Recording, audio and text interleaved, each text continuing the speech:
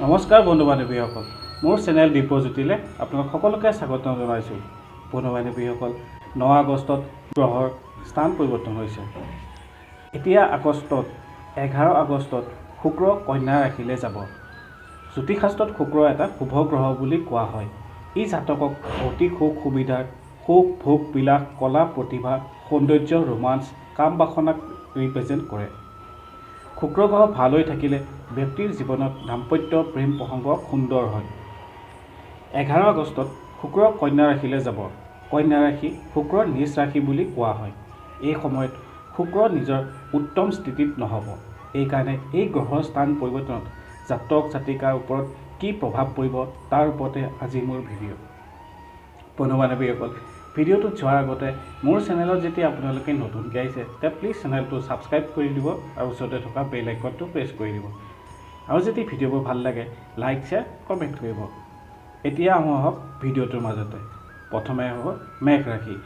শুক্ৰৰ স্থান পৰিৱৰ্তনত মাতৃ পিতৃৰ লগত সম্বন্ধ ইমান ভাল নাযাব। বিশেষকৈ মাতৃৰ লগত কিবা কথা লৈ বাদ বিবাদ হ'ব পাৰে। লগতে কোনো আইনৰ পেচতো সোমাব পাৰে। এই সময়খিনিত যান বাহন চলাওঁতে বিশেষভাৱে ধ্যান দিব লাগিব। যদি আপুনি বিবাহিত, এই সময়খিনিত দাম্পত্যত মধুৰ নহ'ব। বাদ বিবাদ হ'ব পাৰে। সংগীৰ লগত সৰু সৰু কথাত লাগি নাথাকিব। সম্বন্ধ মধুৰ কৰিবলৈ যত্ন কৰক। এই সময়খিনিত জীৱনসংগীৰ স্বাস্থ্যও বেয়া ফাললৈ যাব। ব্যৱসায়ত মধুৰ কৰিবলৈ যত্ন কৰক। ব্যৱসায়ত বিশ্বাসঘাত হোৱাৰ চান্স আছে, গতিকে য'ত ব্যৱসায় কৰিলে সাৱধান হোৱাটো অতিকৈ জৰুৰী হ'ব। আৰ্থিকত কাৰোৰে পৰা এই সময়ত টকা ধাৰে নল'ব, নাইবা কাকো নিদিব, অন্যথা এই ধাৰ মাৰিবলৈ আপোনালোক অসুবিধাত পৰিব। চাকৰি কৰা জাতক জাতিকক কাৰ্যক্ষেত্ৰত প্ৰতিকূল পৰিৱেশত কাম কৰিব লাগিব। বিশেষকৈ উচ্চ প্ৰতিভাধিকাৰী যদি মহিলা হয় তেন্তে বিশেষভাৱে ধ্যান দিব লাগিব নিজৰ কথা বতৰাত। 2 নম্বৰতে বৃষভ ৰাশি। শুক্ৰৰ স্থান পৰিৱৰ্তনে বিদ্যাৰ্থীবৰ্গত অসুবিধাত পেলাব। এই সময়খিনিত নিজৰ ধ্যান পঢ়াত নবহিবও পাৰে। যদি আপুনি কাৰোবাক সঁচা প্ৰেম কৰিছে তেন্তে এই সময়খিনিত সাৱধানে থাকিব লাগিব। হয়তো এই সময়খিনিত আপোনাৰ প্ৰেম সম্পৰ্কৰ লগত মতভেদ হ'ব পাৰে, যাৰ নকাৰাত্মক প্ৰভাৱ আপোনাৰ সম্বন্ধত পৰিব। গতিকে ইগ' আৰু কথা বতৰাত তালমেল বচাই ৰাখক। মেডিকেল বিভাগত কাম কৰা ব্যক্তিৰ বাবে সময় শুভ হ'ব। ব্যৱসায়টো শুভ ফল পাব। আৰ্থিকত মজবুত হৈ থাকিব আপোনাৰ। মিথুন ৰাশি। শুক্ৰৰ স্থান পৰিৱৰ্তনৰ ফলত আপুনি ঘৰৰ পৰা দূৰত যাব পাৰে। কামৰ খাতিৰত পৰিয়ালৰ লগত থাকিলেও নিজকে অকলশৰীয়া যেন লাগিব। প্ৰেম সম্বন্ধটো প্ৰেম আৰু মধুৰতাত কম হ'ব। যান বাহন কিনিব বিচাৰিলে বৰ্তমান ৰৈ দিয়াটো উত্তম হ'ব। সকলো প্ৰকাৰ নিৱেশৰ কাৰণে সময় অনুকূল নহয়। শ্বেয়াৰ বজাৰত নিৱেশ কৰিলে ভাল ফল পাব। এই সময়খিনিত কিন্তু আপুনি সামাজিক কামত ভাগ ল'ব, যাৰ ফলত মান সন্মান বৃদ্ধি পাব।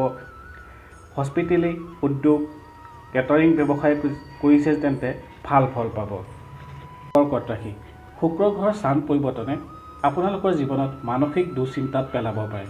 নিজকে অকলশৰীয়া, কামবোৰ যেন নহয়েই, মই নোৱাৰিম, মোৰ দ্বাৰা সম্ভৱ হ'ব জানো, এই ভাৱবোৰ আহি থাকিব। আৰ্থিকতো মধ্যমেই থাকিব। অনাৱশ্যকীয় খৰচ বৃদ্ধিৰ ফলত দুশ্চিন্তাত পৰিব। খৰচৰ কাৰণে বাজেট তৈয়াৰ কৰিহে কাম কাজ কৰক, অন্যথা ধাৰত বোজা বৃদ্ধি হ'ব আপোনাৰ, যাৰ ফলত দাম্পত্যতো অসুবিধাৰ সন্মুখীন হ'ব। এই সময়খিনিত বন্ধু বান্ধৱৰ পৰা আঁতৰত থাকিব।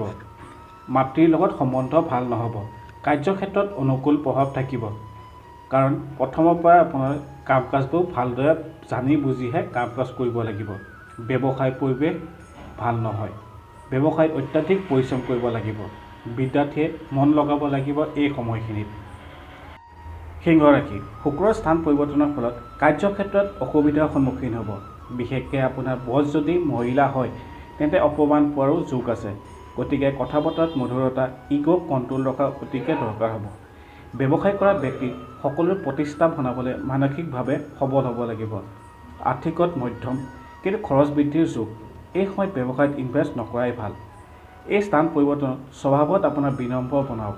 কাৰ্যক্ষেত্ৰৰ লগতে নিজৰ ব্যক্তিগত প্ৰব্লেমবোৰ আপোনাৰ বিনম্ৰ স্বভাৱৰ বাবে ঠিক হৈ যাব। পাৰিবাৰিক জীৱনত সৰু ভাই ভণ্টীৰ লগত বাদ বিবাদ হ'ব পাৰে।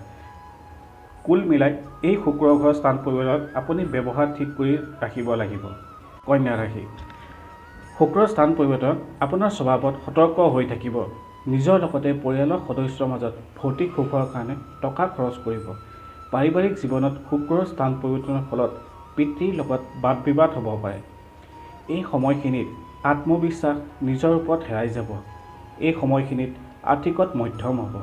দাম্পত্যত শুক্ৰ গ্ৰহই প্ৰেম ৰোমাঞ্চ কাম কৰাব। প্ৰেমত মধ্যম ওপৰত বেছিকৈ আলোচনা কৰিব, যাৰ ফলত প্ৰেমত টেঙা হ'ব। হোটেল ব্যৱসায় কৰিলে ভাল ফল পাব। তুলা ৰাশি, এই সময়ত ডেইলি ৰুটিন আৰু খাদ্যৰ ওপৰত বিশেষভাৱে ধ্যান দিব লাগিব। সম্ভৱ হ'ব পাৰে শুক্ৰৰ এই স্থান পৰিৱৰ্তন স্বাস্থ্যক লৈও অসুবিধাত পেলাব পাৰে। দূৰ ভ্ৰমণত নিজে বাহন নচলাই যিমান পাৰে অন্যৰ দ্বাৰা চলোৱা বাহনতহে যাওক। এই সময়খিনিত বিশেষকৈ মহিলাসকলৰ মাহেকীয়া বেমাৰত পৰিব পাৰে, গতিকে ডক্তৰৰ পৰামৰ্শ লৈ থাকক। দাম্পত্যত অন্তৰংগ সম্বন্ধত এই স্থান পৰিৱৰ্তনৰ ফলত অসুবিধাত পৰিব পাৰে। ব্যৱসায়ীসকলৰ মাহটো আৰ্থিকত মধ্যম থাকিব, কিন্তু মাহৰ শেষৰ ফালে শুক্ৰ আৰু বুধৰ জুতিত আৰ্থিক মজবুত হোৱাৰ লগতে যি জাতক জাতিকাই চাকৰি কৰি আছে তেওঁলোকৰ কাৰ্যস্থলত সুনাম অৰ্জন কৰিব পাৰিব। এই সময়খিনিত কামৰ তাগিদাত হয়তো ঘৰৰ পৰা দূৰত যাব লগাত পৰিব পাৰে। শুক্ৰ স্থান পৰিৱৰ্তনত আপুনি আধ্যাত্মিকতাৰ ফালে মন বান্ধিব, কোনো ধৰ্মমূলক কাম কাজত আগবাঢ়ি থাকিব। বৃশ্চিক ৰাশি, শুক্ৰৰ স্থান পৰিৱৰ্তনত বৃশ্চিক ৰাশিৰ জাতক জাতিকাই কেৰিয়াৰৰ কাৰণে অনুকূল নহ'ব। কাৰ্যক্ষেত্ৰত বাদ বিবাদ হ'ব পাৰে। কাৰ্যত যিমান পৰিশ্ৰমে কৰিব তাৰ ফল নাপাব। সাৰ্বজনিক ক্ষেত্ৰত কাম কৰা ব্যক্তি গ্ৰাহকক সন্তোষ কৰাৰ অসুবিধা আহিব। ইনকমতকৈ খৰচৰ মাত্ৰা অধিক হ'ব। পাৰিবাৰিক জীৱনত আপোনাতকৈ ডাঙৰ ভাইৰ লগত সম্বন্ধ ভাল নহ'ব। বন্ধু বান্ধৱৰ মাজত থকা জনপ্ৰিয়তা হেৰাই যাব। এই সময়খিনিত ভূমিগত ব্যৱসায়ত টকা ইনভেষ্ট নকৰিব, নহ'লে বহুত ডাঙৰ লোকচান হোৱাৰ চান্স আছে। যদি কোনো ভ্ৰমণত যাবলৈ প্লেনিং কৰি আছে তেন্তে এই সময়খিনিত আপুনি ৰৈ দিয়াটোৱে মংগলজনক। ধনুৰাশি, শুক্ৰৰ স্থান পৰিৱৰ্তনৰ ফলত আপোনাৰ কাম কাজৰ প্ৰতি বেপৰোৱা হৈ পৰিব। এই সময়খিনিত মানহানি অসন্তোষীয় মন হ'ব পাৰে। আপোনাৰ তলত যদি কোনো মানুহে কাম কৰে তেন্তে তেওঁলোকৰ লগত সৌহাৰ্দ্যপূৰ্ণ ব্যৱহাৰ কৰক, নহ'লে কাৰ্যক্ষেত্ৰত অসুবিধাৰ সন্মুখীন হ'ব। ব্যৱসায়িক বিৰোধী শক্তি সক্ৰিয় হৈ আছে, যাৰ ফলত ব্যৱসায় প্ৰতিযোগিতামূলক হ'ব। এই সময়খিনিত নেতৃত্ব কৰা আপোনাৰ প্ৰভাৱ পৰিব। শুক্ৰৰ স্থান পৰিৱৰ্তনত কামৰ প্ৰতি পূৰ্ণতা বনাবলৈ চেষ্টা কৰিব লাগিব। আৰ্থিকতো মধ্যমেই যাব। স্থান পৰিৱৰ্তনৰ ফলত এই সময়খিনিত যি কামেই নকৰক কিয় সময়সীমাৰ ভিতৰত কৰক। প্ৰপাৰ প্লেনিঙৰ ভিতৰত কৰক। চাকৰি প্ৰাৰ্থীৰ চাকৰি হোৱাৰ যোগ আছে। পাৰিবাৰিক জীৱনত পৰিয়ালৰ পৰা দূৰত যাব পাৰে। ৰাশি, এই সময়খিনিত কিছু বিদ্যাৰ্থীৰ পঢ়াৰ প্ৰতি মনোযোগ হেৰাই যাব। উচ্চ শিক্ষাৰ বাবে তৈয়াৰী কৰি আছে যদি আত্মবিশ্বাসৰ অভাৱে দেখা যাব। কাৰ্যক্ষেত্ৰত নিজৰ সহকৰ্মীৰ লগত কোনো কথাক লৈ মতানৈক্য হ'ব পাৰে। কোনো জাতক জাতিকাই কাৰ্যক্ষেত্ৰৰ তাগিদাত ভ্ৰমণলৈ যাব পাৰে, কিন্তু এই যাত্ৰাই আপোনাক নকাৰাত্মক প্ৰভাৱহে পৰাৰ চান্স আছে, গতিকে সাৱধানে থকাটো মংগলজনক। পাৰিবাৰিক জীৱনত শুক্ৰৰ স্থান পৰিৱৰ্তনৰ ফলত পিতৃৰ লগত সম্বন্ধ কিবা কথাক লৈ বাদ বিবাদ হ'ব পাৰে। এইকাৰণে কথা বতৰাত কওঁতে সংযম ৰাখি চলক। এই সময়খিনিত নিজৰ বিচাৰধাৰাক লৈও সন্তোষ নহ'ব, যাৰ ফলস্বৰূপে মানসিক অশান্তিত ভুগিব আপুনি। এইকাৰণে পৰিয়ালৰে হওক ব্যৱসায়ৰে হওক কোনো ডাঙৰ নিৰ্ণয় লোৱাৰ আগতে সকলোৰে লগত কথা বতৰা পাতি নিৰ্ণয় ল'ব। নিজৰ মাৰ্গদৰ্শনৰ বাবে আপোনাৰ জ্যেষ্ঠজনৰ লগত পৰামৰ্শ লওক, সকলো ঠিক হৈ যাব। কুম্ভ ৰাশি, শুক্ৰৰ স্থান পৰিৱৰ্তনৰ ফলত সামান্যৰ পৰা বেছ সুখ অনুভৱ কৰিব পাৰিব। ভূমিগত ব্যৱসায়ত যদি টকা ইনভেষ্ট কৰিব বিচাৰিছে তেন্তে এই সময়ত নকৰাই ভাল হ'ব। এই সময়ত পৰিশ্ৰম নকৰিলে আপুনি সফলতা নাপাব। আৰ্থিকত মজবুত হ'ব, কিন্তু খৰচ বৃদ্ধিৰো যোগ আছে। স্বাস্থ্যৰ ওপৰত এই সময়ত খৰচ হোৱাৰ সময়। বিবাহ পাতিৰ কাৰণে ছেপ্টেম্বৰ মাহলৈ ৰ'ব লাগিব। প্ৰেমী যুগলৰ কথা বতৰাত সংযম, ইজনে সিজনৰ ইগোৰক সন্মান কৰিব লাগিব, নহ'লে সম্বন্ধ ভাগি যাব পাৰে। একেবাৰে শেষত মীন ৰাশি, এই সময়খিনি প্ৰেমী আৰু বিবাহিত জাতক জাতিকাৰ সমস্যাৰ লগত যুঁজিব লাগিব। এই সময়ত সংগীৰ কাৰণে আপোনাৰ দিনচৰ্যা ইফালে সিফাল হ'ব পাৰে। এই সময়খিনিত নিজকে নেদেখালৈকে একো কথাত বিশ্বাস নকৰিব। নিজক শান্ত কৰি ৰাখক। এই স্থান পৰিৱৰ্তনৰ ফলত ভাই ভণ্টীৰ লগতো প্ৰতিকূল প্ৰভাৱ পেলাব। কাৰ্যক্ষেত্ৰত দেখা দিয়া সমস্যা ছল্ভ কৰিব লাগিব।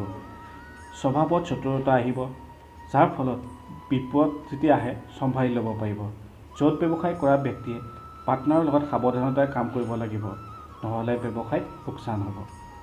চেল্ফ এমপ্লয়মেণ্ট, যাৰ নিজৰ ব্যৱসায় আছে, সেইসকল ব্যক্তিয়ে জ্যেষ্ঠজনৰ পৰামৰ্শৰ ভিত্তিতে ব্যৱসায়ত ধন ইনভেষ্ট কৰিব, নহ'লে বিশ্বাসঘাতৰ সন্মুখীন হ'ব। বন্ধু বান্ধৱীসকল, এই হৈছে শুক্ৰৰ স্থান পৰিৱৰ্তনৰ ফলত 12টা ৰাশিৰ ৰাশিফল। যদি ভিডিঅ'টো ভাল লাগিছে, লাইক, শ্বেয়াৰ, কমেণ্ট কৰিব আৰু চেনেলটো যদি ছাবস্ক্ৰাইব কৰা নাই, প্লিজ চেনেলটো ছাবস্ক্ৰাইব কৰি বেল আইকনটো প্ৰেছ কৰি দিব। আজিলৈ আহিছোঁ, নমস্কাৰ।